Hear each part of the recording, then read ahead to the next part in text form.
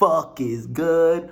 Let's fucking get it, man. Sorry for the late video. I had to dedicate this one to the Grammys, so I just wanted to have enough time to go over all the shit and figure out everything about the Grammys so I could present it to you guys properly. But yeah, I'm pretty excited about this one. This is going to be the weekly news episode for the week, but it's going to be entirely dedicated to the Grammys because all the other shit was not that important. And this was the 50th year of hip-hop. So to begin, yeah, the Grammys celebrated the 50th year of hip-hop by having a huge set list of performers, which I'll read off to you guys now. They began with Grandmaster Flash. They next had Run DMC. Then they had LL Cool J and DJ Jazzy Jeff. Then they had Salt and Peppa. Then they had Rakim. Then they had Chuck D and Flava Flav. Then they had Black Thought and LL Cool J. Then they had Scarface. Then they had Ice-T. Then they had Queen Latifah. Then they had Method Man. Then they had Big Boy from Outkast. Then they had Busta Rhymes, which he performed 2 songs. Then they had Missy Elliott. Then they had Nelly. Then they had Too Short. Then they had The Lox and Swizz Beatz. Then they had Lil Baby perform Freestyle. Then they had Glorilla perform FNF. And then they ended it with Lil Uzi Just Wanna Rock, man. It's a huge fucking set list, and it's so sick because it just portrays the entirety of hip-hop from beginning to end. Or not end, beginning to now, I guess. And it's just like sick to see the progression of hip-hop over time. At least I thought it was. But yeah, I thought that was a great idea by the Grammys to celebrate the 50 years of hip-hop, to have all those artists perform. Super dope. After that, though, they went into the awards, and Kendrick won a ton. Kendrick won every single rap award. So Kendrick first won Rap Album of the Year with Mr. Morale and the Big Steppers, as y'all know. He beat out the other nominees of DJ Khaled with God Did, Future with I Never Liked You, Jack Harlow with Come Home, The Kids Miss You, and Pusha T's It's Almost Dry.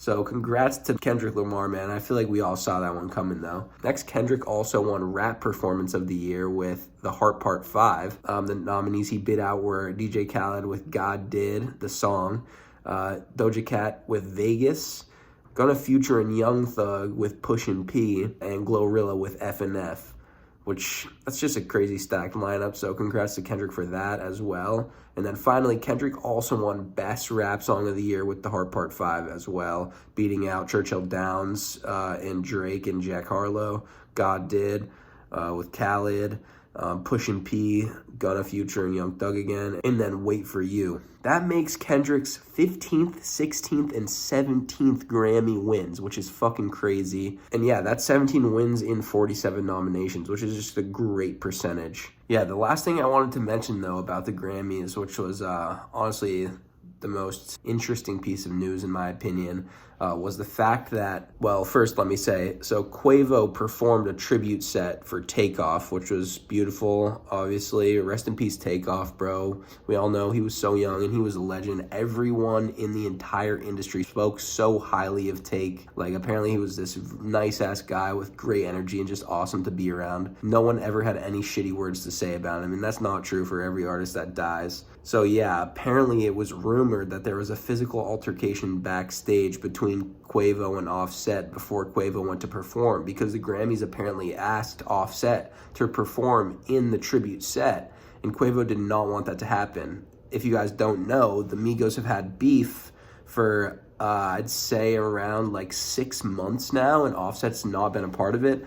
Quavo and Takeoff dropped songs like Unk and Few without Offset in it, and it's been a minute since all 3 of them have dropped a song together. So I don't know why the Grammys would even do that. I mean, maybe they were uninformed, or maybe they just wanted Quavo to perform because he's also another big name.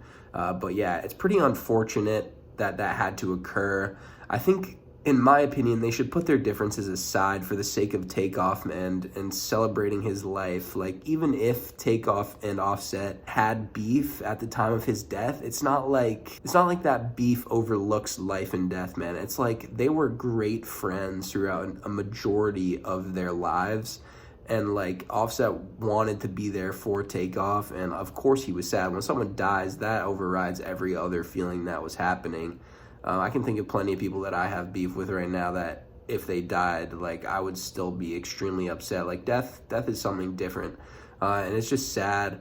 All we really know about the beef, though, is that Quavo has stated that it has something to do with loyalty, or I guess Offset's lack of loyalty to them. Obviously, we don't really know. I'm assuming, I hope not, but I'm assuming maybe it had something to do with a girl, because it always has something to do with a girl. People rumored a while ago it had something to do with Sweetie, and Offset was potentially cheating with Sweetie behind Quay's back and behind Cardi's back.